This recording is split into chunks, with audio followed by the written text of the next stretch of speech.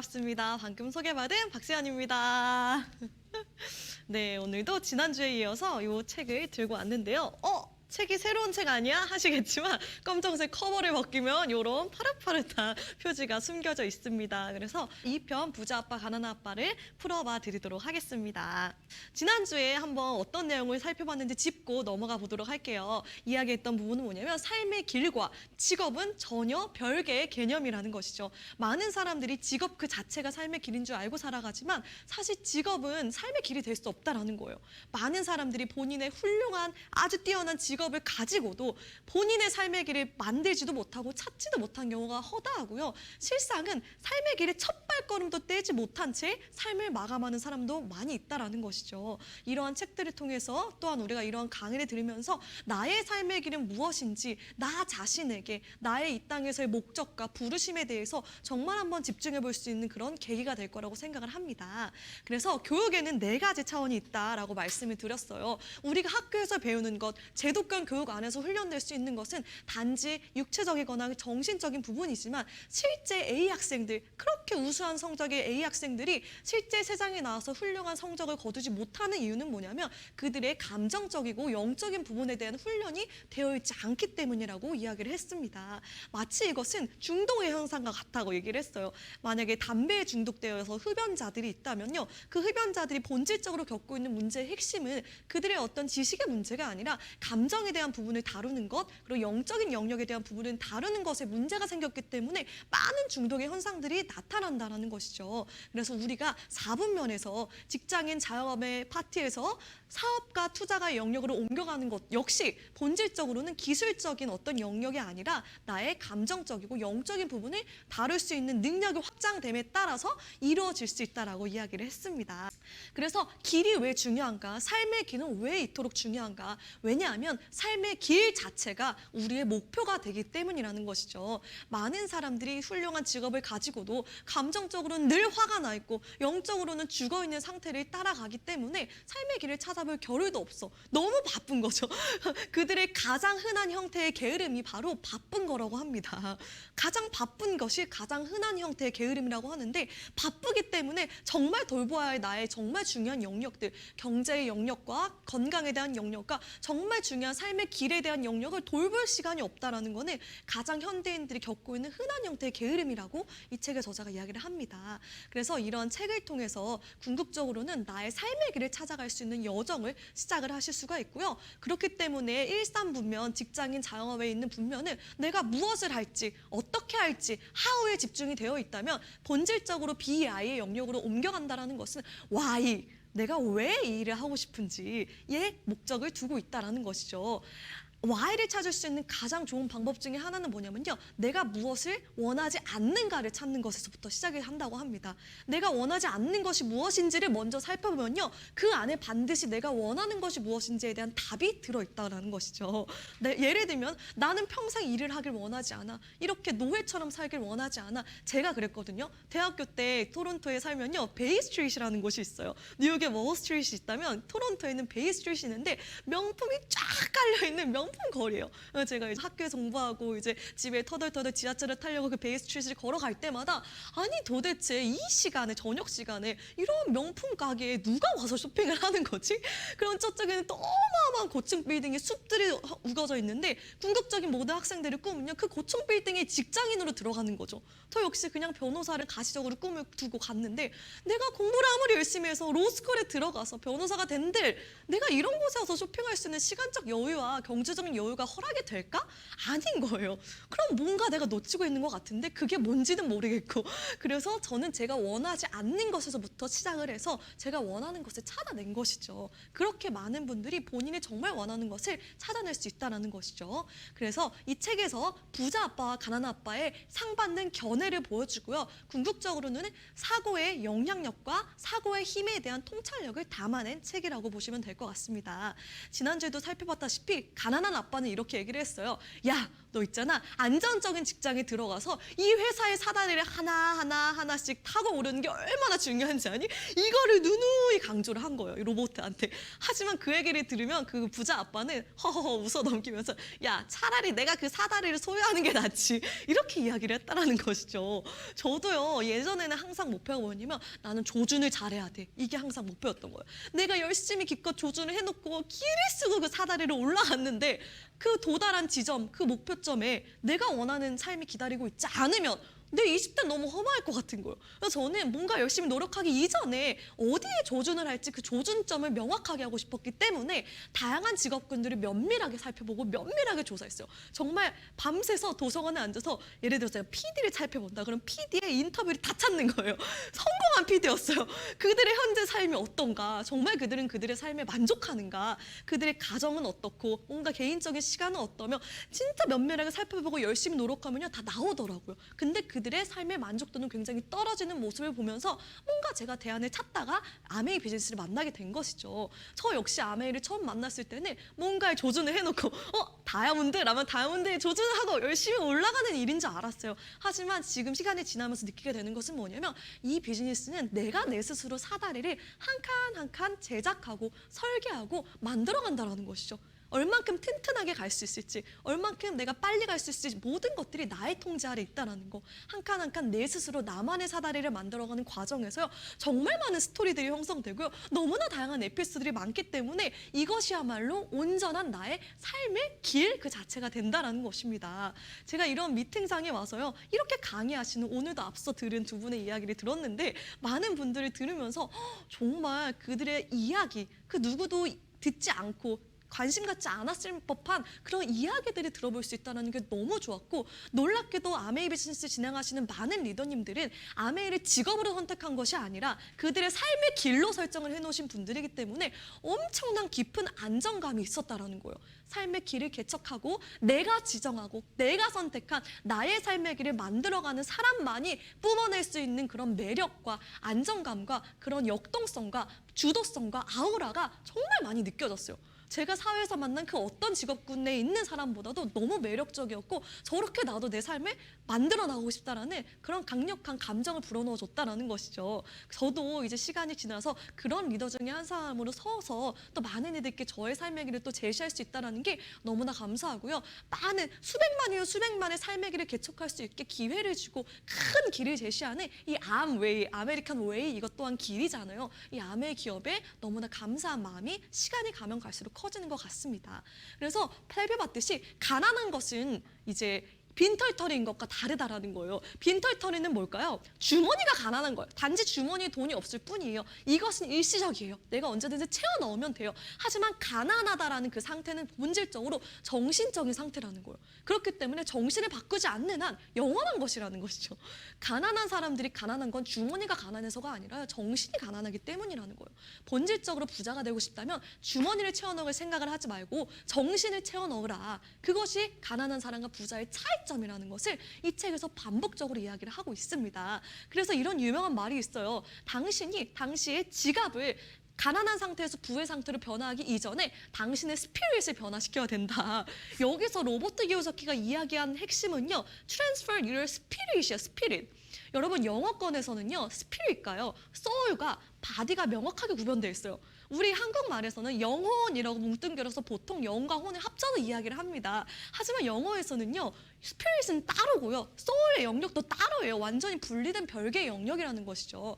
예를 들면요. 우리의 영적인 영역에는요. 리치 디보스가 더불어 사는 자본주의에서 이야기한 모든 가능성, 우리가 하나님의 형상을 따라 지음받은 피조물로서의 어떠한 꿈도 이룰 수 있는 무한한 잠재력과 가능성이 다 담겨있는 곳이 영의 영역이에요.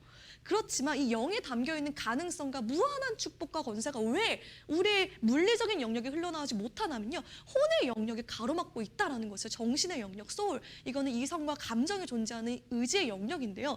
이 혼의 영역을 얼마나 많이 내가 바꿔내느냐, 생각을 바꾸게 하고 새롭게 하느냐가 내가 이 영적인 영역에 담겨있는 축복을 얼만큼 흘려보낼 수 있느냐의 핵심이라는 거예요. 많은 사람들이요 밸브가 잠겨 있는 거예요.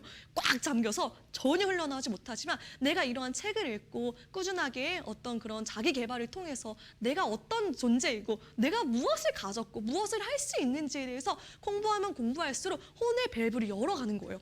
내가 정신적인 밸브를 열어가면 열어갈수록 이 무한한 잠재력이 흘러나올 수 있다는 것이죠. 그래서 이 로버트 기요사키도 이 문구에서요 스피릿이라고 표현했어요. 여러분 소울이 아닙니다. 멘털도 아니에요. 당신의 스피릿을 바꾸기 이전에는 이걸 바꿀 수 없다는 거예요. 본질적인 스피릿과 멘털의 영역에 대해서 잘 다뤄주고 있습니다. 그래서 제가 오늘 소개해드릴 하나의 게임이 있어요. 여러분 놀라운 건 뭐냐면요. 로버트 기요사키가 이 책을 쓰게 된 계기가요. 사실은 이 캐시플로우라고 하는 현금 흐름을 정말 공부할 수 있는 게임을 제작을 했는데 이게 너무 안 팔리는 거예요. 그래서 이걸 잘 팔기 위해서 설명하기 위해 책을 쓰기 시작했다는 거 알고 계셨나요? 너무 놀랍죠. 이 로버트 기요사키가 자기 친구의 부자 아빠로부터 어렸을 때 9살 때부터 개인 교습을 받았잖아요. 그때 부자 아빠도 정말 많이 시켰던 게 바로 모노폴리라는 보드게임이었다고 해요.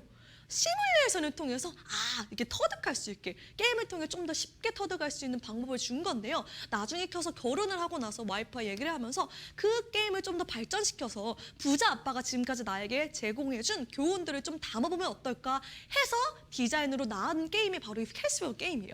잘 보시면요. 두 가지 트랙이 있어요. 두 가지 트랙이 있는데 앞에 있는 그 동그란 원 보이시죠? 이 동그란 원은요. G경주라고 해요. 세왕지 레이스라고도 표현하는데 여기는 어떤 경우냐면 이제 일을 하고 그러니까 직업을 구하고 결혼을 하고 아이를 낳고 세금을 내고 뭘 사고 뭘 팔고 뭐 이거 영역이에요. 그래서 여기를 얼마나 빨리 탈출하느냐가 이 게임의 핵심인 거예요. 그럼 바깥에 있는 트랙은 뭐냐면요. 여러 가지 꿈이 존재하는 영역이에요. 처음에 딱 게임을 시작할 때요. 나의 치즈를요. 내가 원하는 꿈에 딱 설정해 놓는 거예요. 뭐 되게 다양해요. 뭐 전 세계 일주하기, 뭐 배를 타고 어디 하계를 하기, 어떤 재단 설립하기, 무슨 봉사활동하기, 뭐 전 세계 그 다양한 정말 그런 옵션들이 쫙 깔려 있는 거예요. 그래서 거기에 꿈을 설정해 놓고 가려면 일단 여기 어떻게 해요? 쥐경주부터 탈출해야 될 거 아니에요. 쥐경주는 누가 가장 탈출을 하느냐? 탈출할 수 있는 단 한 가지 방법은요. 나의 총 지출보다 나의 자산으로부터 형성된 소득이 더 많이 들어오는 순간 쥐경주를 빠져나가는 거예요. 그러니까 총 지출보다 나의 자산 소득을 늘리면 돼요. 단 1달러라도 자산 소득이 내 총 지출보다 높아지는 그 순간 바로 난 탈출. 탈출해서 그 다음부터 진짜 여행이 시작되는 거예요. 정말 나의 꿈을 하나씩 이뤄가는 여행. 놀라운 점은요. 처음에 이 게임을 스타트하게 되면요. 직업을 선택을 해요. 그럼 직업을 내가 선택하는 게 아니라 뽑는 거죠. 뽑으면요. 뭐 전문직에 뽑힌 사람 너무 좋아해. 일단 수입이 크잖아요. 그리고 뭐 트럭 운전사, 뭐 되게 수입이 적은 이제 직업을 선택한 사람은 처음에 막 이렇게 속상해해요. 막 빨리 여기 빠져나오면 일단 수입이 많아야 되는데 하지만 정말 제가 놀라웠던 건 뭐냐면 이 수입의 절대성과 전혀 상관이 없이요. 금융지능을 누가 가장 발휘를 잘하느냐에 따라서 가장 누가 빨리 이 쥐경주를 탈출하는지가 결정된다는 거예요. 제가 첫 게임이라서 잊혀지지가 않는 게 트럭 운전사를 골랐던 그 게이머가요. 가장 먼저 여기를 탈출하는 거예요. 왜냐면요. 그들은 수입이 작은데 지출도 작기 때문에 자산을 오히려 만들기가 더 쉬운 면이 있었다는 거예요. 지출이 큰 어떤 전문직, 좋은 번지르란 수입이 큰 직업군들은요. 자기의 레이스에 갇혀서 도저히 못 빠져나오는 그런 함정에 빠지기가 더 쉽다는 걸 알게 되었어요. 정말 인생은 내가 이 금융지능을 어떻게 활용해서 빨리 여기를 탈출하는가가 핵심이구나. 이러한 자산소득에 대한 중요성을 시뮬레이션을 통해서 많은 분들께 전달해 볼 수 있는 너무너무 획기적인 게임 시스템입니다. 그래서 한번 해보시면 너무 좋을 것 같고요. 이러한 개발 배경이 있고요. 네, 아까 얘기한 내용들입니다. 그래서 1시간이 10년이기 때문에 이거는요. 4시간이고 5시간, 6시간이고 얼마든지 할 수 있어요. 아무리 60년이 걸쳐도 못 빠져나오는 사람은 못 빠져나와요. 자산을 늘리는 방법을 터득하지 못하면 계속 갇히는 거예요.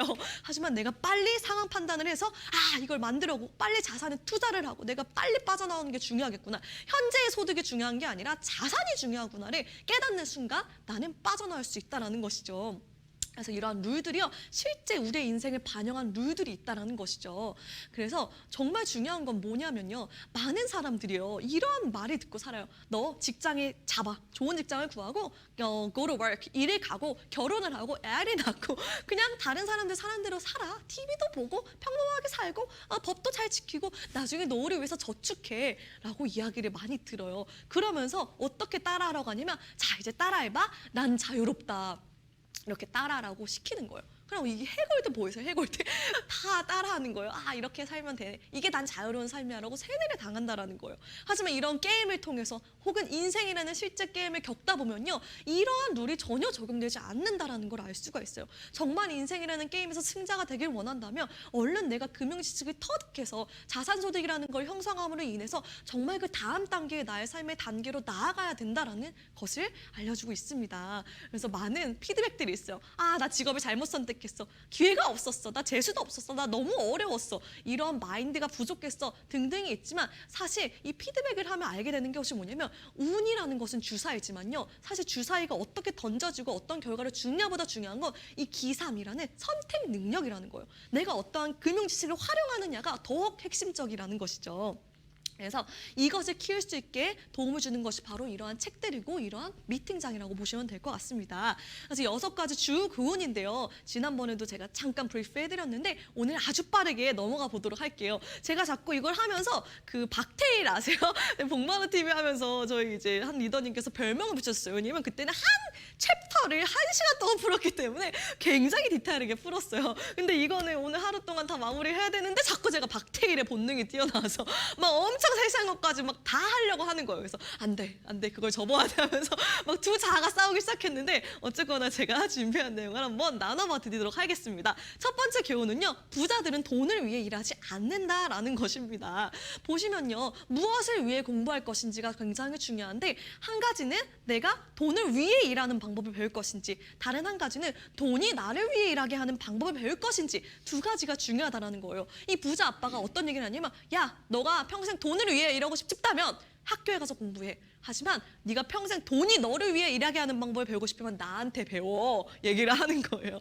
너무나 멋있죠. 그래서 많은 이제 엄마, 아빠, 부모들이요, 너 열심히 공부해서 변호사나 회계사 같은 전문가가 돼서 혹은 MBA를 따. 하지만 부자 아빠들은 어떻게 가르치냐면 돈의 작동 원리를 배우기 위해서, 돈이 너를 위해 일하도록 만드는 법을 배우기 위해 열심히 공부해. 그러니까 가르침과 배움의 초점이 완전히 다르다는 거 보이시나요? 보면 될 것 같아요. 많은 사람들이 계속해서 뭔가를 억눌림을 참고 일을 하는 건 어떤 감정 때문이냐면 두려움이라는 감정 때문이라는 거예요. 청구서를 제때 내지 못하면 어떡하지? 해고되면 어떡하지? 돈이 쪼들리면 어떡하지? 모든 걸 내가 다 처음부터 새로 시작하면 어떡하지? 이런 두려움들 때문에 잡혀 있다는 거예요. 이것이야말로 직장에서 일하는 법을 배워서 돈을 위해 일해야 할 때 지불해야 하는 대가라는 거예요. 이런 식으로 사람들이 실질적으로는요, 직장의 노예라기보다 두려움이라는 감정, 이런 실체 없는 감정의 노예가 돼서 노예로 평생 살아간다는 거예요. 그렇기 때문에 가난한 사람과 부자가 본질적으로 다른 점이 굉장히 많지만 그 중에 한 가지, 중요한 한 가지는 바로 두려움을 어떻게 다루는가 하는 거예요. 나는 두려움을 어떻게 다루고 있는지. 두려움은 하나의 감정이잖아요. 지난주에 감정에 의해서 생각하는 법을 배우지 말고 감정을 사용해서 생각하는 법을 배우라고 했잖아요. 이 두려움의 감정이 드는 건 자연스럽지만 이거를 내가 어떻게 통제하고 컨트롤해서 나에게 유리하게 만들 것인지, 거기서 갈린다라는 거예요. 많은 사람들이 두려움의 노예가 되기 때문에 그냥 그 상태로 삶의 질질 끌려가기 마련이지만, 다양한 또 도전 정신을 갖고 두려움을 극복해내는 사람만이 그 다음 단계로 넘어갈 수 있다는 것이죠. 넘겨볼게요. 그래서 인간의 삶은 죽을 때까지 두 가지의 감정이 지배가 됐는데 바로 두려움과 욕망이에요. 욕망. 그러니까 돈 벌기 전에 어때요? 아, 돈이 없으면 어떡하지? 두려워서 돈을 벌고 나면 어때요? 욕망에 사로잡히는 거예요. 내가 원하는 게 이거, 자, 이것도 사고 싶고 저것도 사고 싶고 사는 거예요. 그러고서 돈을 다 쓰면 어때요? 다시 두려움이 찾아와. 또 두려움 때문에 일을 하고요. 돈을 벌게 되면 또 다시 욕망 때문에 돈을 쓰고, 이 패턴을 계속 무한반복한다라고 합니다. 이게 바로 세앙지 레이스라는 것이죠. 그래서 대부분의 사람들은 학교에 가고 전문 지식을 배우고 직장에서 일하고 돈을 벌고 싶어 하지만 그러다 어느 날 눈을 뜨니 재정적인 문제에 빠져 있는 거예요. 그때부터는 정말 일을 그만둘 수가 없는 거예요. 우리 지난주에 변호사 살펴봤잖아요. 아, 우리 아이가 이제 대학교를 가서 학자금을 대줘야 돼 해서 계속 일에 빠져다가 결국은 육체가 따라갔다고 얘기를 했죠. 그래서 그런 패턴들이요, 돈이 너를 위해 하는 법을 따르는 대신 돈을 위해 일하는 법만 아는데 이러한 대가들이 따른다. 실로 엄청난 대가를 지불해야 된다는 것이죠. 그래서 학습의 대상이 중요하다 이야기를 했고요.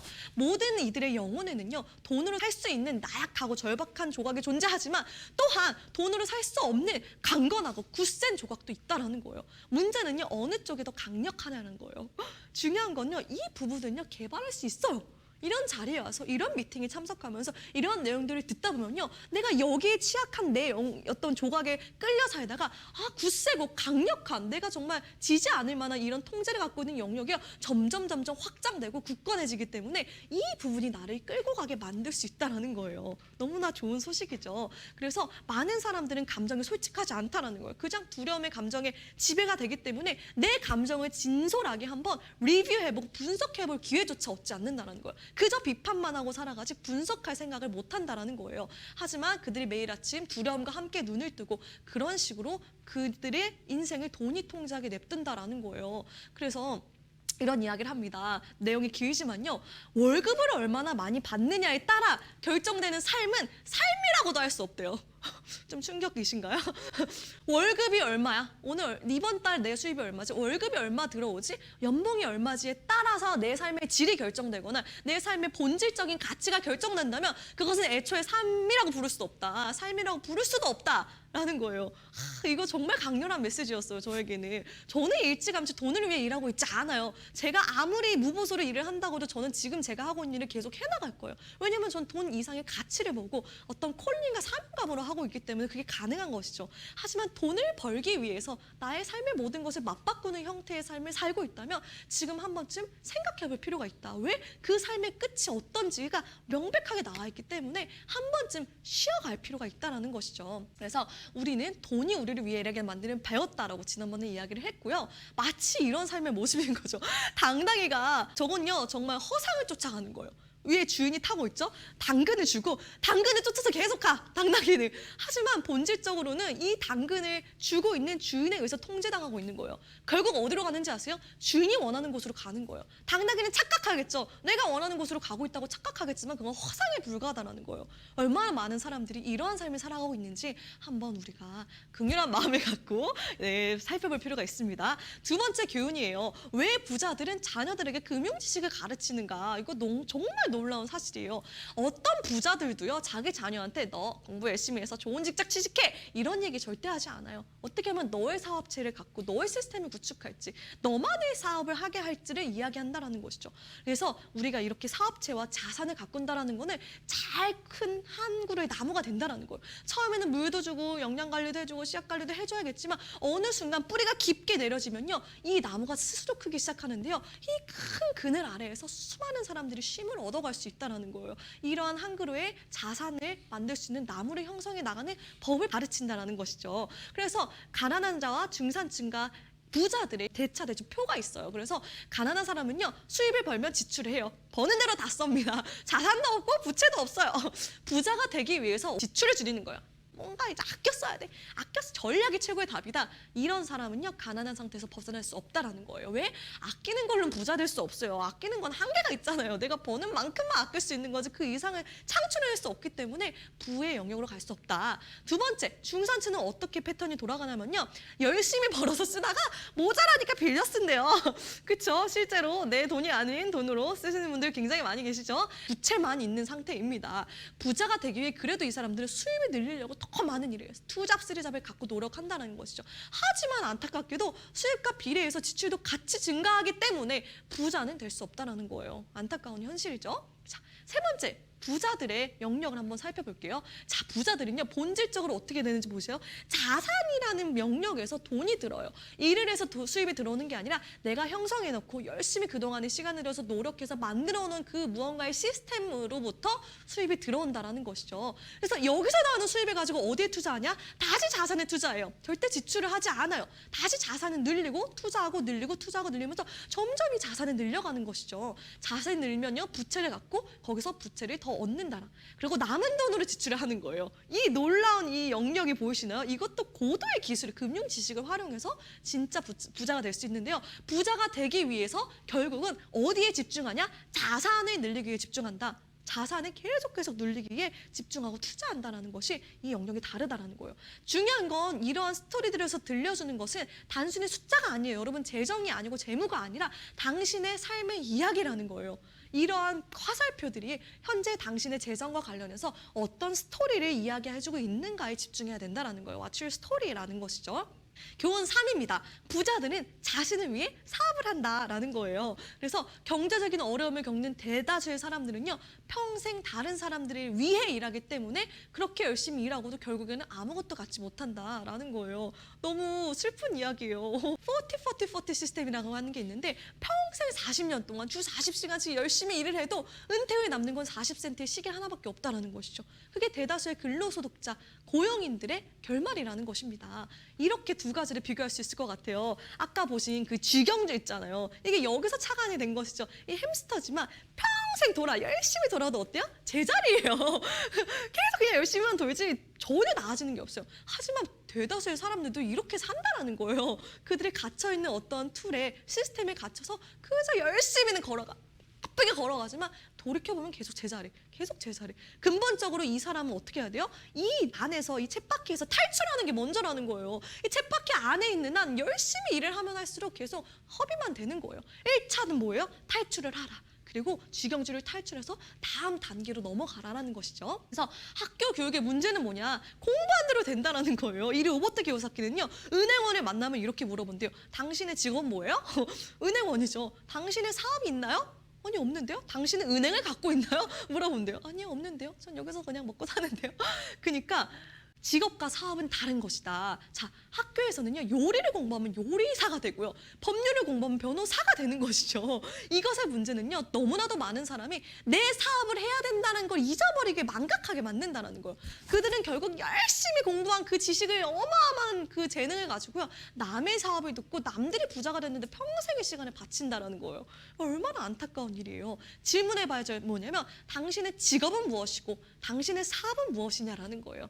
두 가지는 별개의 문제고요. 직업만 가지고는 절대 살 수 없다. 반드시 내 직업을 활용을 하든 뭘 하든 간에 나의 사업을 해야 된다는 거. 개인적인 사업체를 소유해야만 이 자본주의라는 시스템에서 내가 승자로 살아남을 수 있다는 것이죠. 경제적인 안정을 확보하려면 자신만의 사업을 해야 된다. 당신의 사업은요, 수입이 아니라 자산의 영역에서 이루어진다는 거예요. 중요한 내용, 부자들은 자산에 초점을 맞추는 한편 가난한 사람들은 수입에 초점을 맞춘다. 쓰는 용어와 언어 자체가 다르다라는 것입니다. 그래서 진짜 자산은 무엇이냐? 첫째, 내가 없어도 되는 사업. 소유자는 나지만 관리와 운영은 다른 사람들이 하고 내가 직접 거기서 일을 해야 한다면 그거는 내 직업이다. 사업이 아니다라는 거예요. 두 번째, 주식. 세 번째, 채권. 네 번째, 수입을 창출하는 부동산, 어음이나 차용증, 음악이나 원고, 특허 등 지적 자산에서 비롯되는 로열티가 있고요. 일곱 번째, 그 외에 가치를 지니고 있거나 소득을 창출하거나 시장성을 지닌 것들이 진짜 자산이라고 로버트 기요사키가 명명한 것들입니다. 한번 살펴보시고 내가 여기서 몇 가지나 가지고 있지? 없으면 뭘 준비하면 좋을까? 한번 공부해 보시는 시간 필요할 것 같습니다. 그래서 정말 안타까운 이분이 본질적으로 교육 사업가예요. 교육자예요. 왜냐하면 본인이 배웠던 이 내용을 가지고 수많은 사람을 교육을 하는 사람인데요. 부모는 자녀들이 성년이 되기 전에 이런 걸 좀 가르쳐야 돼. 진짜 자산이 뭔지를 이해해야지 평생 빚의 터널에서 허덕대는 일이 없다라는 거예요. 꼭 알려져야 되는데 알려지지 않는 두 가지가 저는 경제하고 건강에 대한 부분인 거예요. 영양소에 대한 부분과 경제에 대한 부분. 실제 살면서 제일 중요한 게 이 두 가지인데 이 두 가지만 빼놓고 가르치는 거예요. 그냥 좋은 고용인을 트레이닝하기 위한 공간이 된다는 것이죠. 그래서 이런 금융 지식을 쌓을 수 있는 금융 교육 시스템이 너무너무 중요한데요. 이런 아메이 시스템이 바로 금융 지식을 쌓아나갈 수 있는 가장 좋은 그런 어른들의 문화센터이고 공짜로 배울 수 있는 최고의 인생 학교가 된다는 점 저도 이 안에서 정말 많이 배웠습니다. 그래서 일단 자산 부문에 들어간 돈은 당신의 직원이 된다. 그런 돈의 가장 좋은 점은 하루 24시간 일하고 수시대에 걸쳐서 이 돈이 나의 직원으로 일을 한다는 것이죠. 너무 멋지죠. 자, 네 번째입니다. 제가 얼마나 시간이 남았는지 모르겠어요. 부자들의 가장 큰 비밀은 세금과 기업이라는 거예요. 여러분, 세금이라는 제도가요. 1874년도에 영국에서 최초로 영구적인 어떤 소득세가 만들어졌고 1913년도에 미국에서 영구화가 되었는데요. 실제 미국과 영국에서 이 소득세가 일반적인 것으로 인식되기 전까지는요. 한 50년이라는 세월이 걸쳤대요. 이게 우리는 너무 당연하잖아요. 세금 당연히 내야지 하지만 절대 당연한 게 아니라는 거. 누군가 만들어내고 고용된 시스템이라는 것이죠. 그래서 이 세금이라는 걸 역사를 살펴보면요. 73년도에요. 보스턴 차 사건이 일어났어요. 기억나시죠? 원래 영국의 식민지, 대영 제국의 식민지였던 미국에서 하도 이 대영 제국의 장인애들이 7년 장애하고 돈 너무 많이 써가지고 그거를 이제 충당하기 위해서 식민지 국가들한테서 세금을 겁나 걷어들이니까 도저히 못 참겠어. 그리고 막 불공평하게 이거를 하니까 그래서 막 막 차 뒤집어 엎고 관세를 막 하기 위해서 이런 일을 통해서 이제 독립전쟁의 도화선이 됐잖아요. 그 정도로 세금이라는 게 굉장히 민감한 이슈였는데요. 어떻게 이것이 당연시 되었냐면은 많은 사람들이 세금이라는 개념을 좋아하고 받아들이게 된 것이요. 중산층과 가난한 이들에게 세금은 부자들을 벌주게 만들어진 거야 라는 인식을 효과적으로 심어준 거예요. 그렇기 때문에 대중이 세금법에 찬성표를 던지고 합법화되었다는 거예요. 사실 원래 세금의 목적이 부자들을 벌주기 위한 것인지 모르겠지만 현실적으로 결과가 어떻게 나타나냐면 그 법을 지지한 중산층과 가난한 이들에게 벌을 주는 형태로 나타났다는 거예요. 세금이라는 시스템을 통해 가장 고통받는 건 중산층과 가난한 이들이라는 거예요. 계속 벌어도 계속 정부에 갖다 바치고 세금 내느라고 정말 바쁜 삶을 살게 되는 것이죠. 이 게임에도 그래요. 세금 걸리면 아주 폭탄을 맞습니다. 그래서 부자들은요, 이 안에서도 다른 규칙을 또 발견을 해냈는데 그것이 바로 기업이라는 거예요. 기업을 만들므로써 이 방식을 통해서 세금을 효과적으로 절세를 하고 돈을 벌고요. 돈을 쓴 다음에 세금을 내지 우리 같은 평범한 사람들처럼 돈을 벌고 세금을 내고 그 다음에 돈을 쓰지 않는다라는 거예요. 기업을 통해서 이 세금을 효율적으로 운영하는 방식조차 그들은 꿰고 있기 때문에 아무리 야 니네 돈 많이 벌지 니네 벌 좀 받아봐라 하는 마음으로 세금세를 해도 그들은 기업이라는 제도를 통해서 빠져나갈 수 있지만 그렇지 않은 사람들은 세금이라는 짐에 억눌려서 평생을 살아갈 수밖에 없다라는 점이죠. 책에서 나와 있는 내용입니다. 그리고 교훈 5번째 뭐냐면 부자들은 돈을 만든다라는 거예요. 자, 돈이라는 건요 진짜가 아니에요. 여러분 허상에 불과하다라는 것부터 인식해야 된다라는 것이죠. 우리는 이 땅에 잠깐 살다가 가는 거잖아요. 우리가 본질적으로 소속된 영역은요 영적인 영역이고 4차원의 세계예요. 우리 영이 거기에 속해 있기 때문에 하지만 잠시 이 땅에서 육신과 이 땅의 혼의 영역이 살고 있는 동안 시스템이 불가한 거예요. 시스템. 근데 왜 이 돈이라는 시스템이 만들어졌냐? 우리를 통제하고 억누르기 위해 만들어진 시스템이라는 거예요. 그렇기 때문에 우리가 이거를 더 역으로 통제하고 정복하기 위해서는 정신을 훈련해야 된다는 거예요. 왜? 우리의 가장 큰 자산은 돈이 아니라 우리의 정신이기 때문에 이 정신이라는 것을 제대로만 훈련시키면 아무것도 없는 상태에서도 엄청난 부를 만들어낼 수 있고요. 큰 돈을 벌 수 있다. 실제로요. 대부분의 영역에서 기회라는 것들이 충분히 존재하는데 왜 이걸 누구는 보고 누구는 보지 않을까? 금융교육의 여부라는 거예요. 이걸 볼 수 있는 눈이 있냐 없냐의 문제라는 것이죠. 중요한 건 이러한 눈과 감각을 키워나가는 게 굉장히 중요하고요. 어떤 사람들의 경우 낡은 사고방식이야말로 그들의 가장 큰 부채예요. 왜? 그런 사고방식과 행동방식이 어제는 그들의 자산이었을지는 모르지만 어제는 이미 갔어요. 시대가 얼마나 빠르게 급변하고 있습니까? 그 어제 먹혔던 공식을 붙들고 내가 지금도 이렇게 해야지 하는 것만큼 어리석은 게 없다라는 것입니다. 마지막 교훈이에요. 돈을 위해 일하지 말고 배움을 위해 일하라고 이야기를 합니다. 너무 멋진 말이에요. 교육을 많이 받은 가난한 아버지에게는 직업의 안정성이 모든 것이었어요. 하지만 부자 아빠에게는 배움이 모든 것이었어요. 모든 선택 기준의 첫 번째는 내가 이것을 통해 무엇을 배울 수 있는가였다라는 거예요. 그래서 청년들에게 해주고 싶은 가장 큰 교훈, 조언은 뭐냐면 돈을 벌기 일하지 말고요. 무언가를 배울 수 있게, 배울 수 있는 직장을 찾고 배울 수 있는 입을 찾으라는 거예요. 그것이 내가 삶을 장기적으로 볼 수 있게 한다라는 것이죠. 저 또한 아메이 시스템에 들어서 제일 좋았던 게 무료로 엄청 많이 배울 수가 있어. 너무 좋은 거예요. 배움이 너무 좋은 거예요. 이렇게 배움의 시스템을 무료로 제공을 해주고 이 세상에는요 가난한 인재들이 가득하다. 많은 경우 그들은 재정적으로 고생하거나 실제 능력보다 적게 버는데 그것은 그들이 아는 것 때문이 아니라 그들이 뭘 모르는지 때문이라는 거예요. 자, 이 로버트 기요사키가 어떤 얘기를 하냐면 싱가포르에서 한 영어 잡지 기사랑 인터뷰를 한 적이 있대요. 인터뷰를 해서 자기 베스트셀러 딱 이렇게 있으니까 너무 부럽다. 나도 사실은 베스트셀러 작가가 꿈인데요. 그냥 아직도 이렇게 신문 기자로 일만 하고 있어요. 이래서 그러시냐고. 근데 그 기자가 썼던 신문 기사 글을 봤던 거예요. 로버트 기요사키가. 그래서 당신 글 보니까 너무 훌륭하게 잘 쓰던데 내가 한번 조언을 해줘도 될까요? 그래서 해주세요 했더니 당신 내 친구가 운영하는 세일즈 훈련하는 프로그램이 있는데 거기서 1년만 공부해봐요. 했더니 그 여기자가 어땠는지 알아요? 반응이? 완전 기분 상한 거야. 아니 내가 영문학 석사학위를 받은 사람인데 나한테 세일즈를 하라고? 내가 그렇게까지 초라해져야겠어? 그래서 로버트 기요사키 한 얘기 여기 보시면 뭐라고 써 있나요? 베스트셀러 작가라고 돼 있죠. 글을 가장 잘 쓰는 작가가 아니라 베스트셀러, 책을 가장 많이 판 작가라고 써 있는 거 보이지 않나요?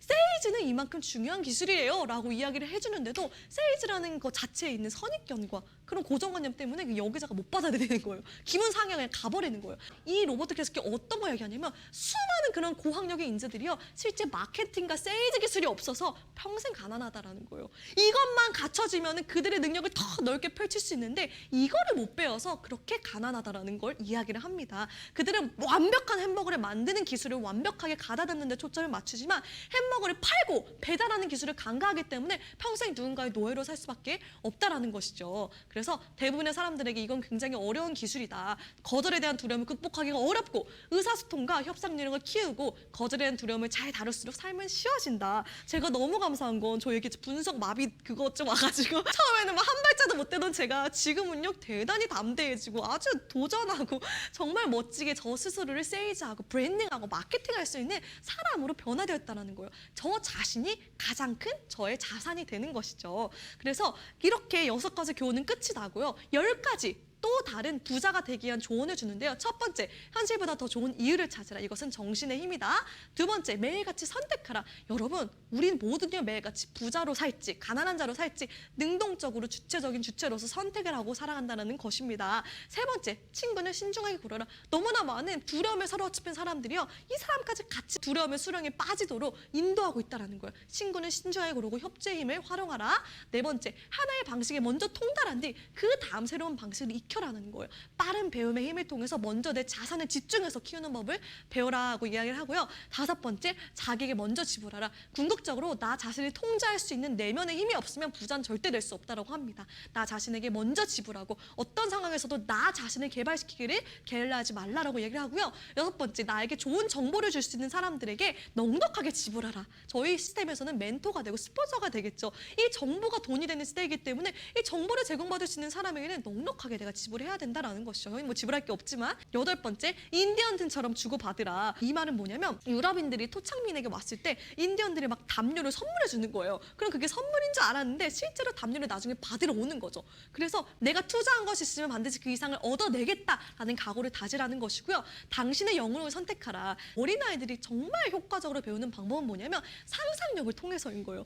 우리 농구를 배울 때 내가 마이클 조던이야. 내가 다 마이클 조던처럼 상상할 때 내가 영웅처럼 행동할 수 있는 힘이 나온다라는 거예요. 무한한 청재성을 발휘할 수 있는 좋은 방법이기 때문에 당신은 영웅을 선택하고 그 영웅처럼 행동하는 것에서부터 시작이 된다. 마지막 10번째, 내가 이 모든 걸 통틀어서요, 딱 한 가지만 당신에게 가르침을 주겠다면 바로 이것이다. 당신이 원하냐? 그럼 먼저 주라라는 거예요. 주라, 그리하면 받으리라. 이것이 바로 정말 뛰어난 힘이라는 것입니다. 이렇게 제가 정말 순식간에 책 한 권을 떼봤습니다. 여러분 어떠셨나요? 제가 말씀드린 내용은요, 정말 빙상의 일가에 불과하고요. 이 책을 한번 꼼꼼히 살펴보시면서 여러분들의 마음의 토양과 정신적인 토대를 한번 잘 살펴보시면서 더 멋진 부자의 길로 함께 나아가셨으면 좋겠습니다. 네, 지금까지 박지연이었습니다. 감사합니다.